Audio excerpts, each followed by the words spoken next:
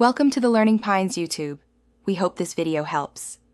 You start by preparing essentials: a server owner or admin account, a test user, and a role with manage server, kick, ban.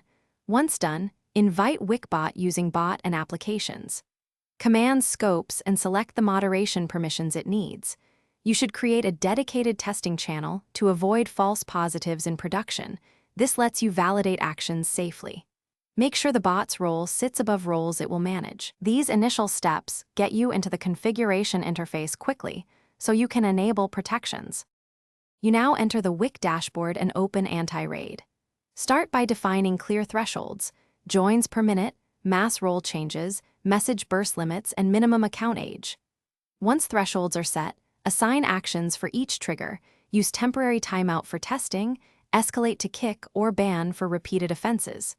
Make sure to enable role lockdown and channel write restrictions for severe events. Also configure webhook alerts to your mod log channel so staff see context. This combination reduces false positives while stopping automated raids. You finish by validating settings with controlled simulations using your test accounts. Join bursts, spam messages, role edits. Once done, review logs and adjust sensitivity. Lower thresholds if attacks slip through, raise them if normal activity is blocked.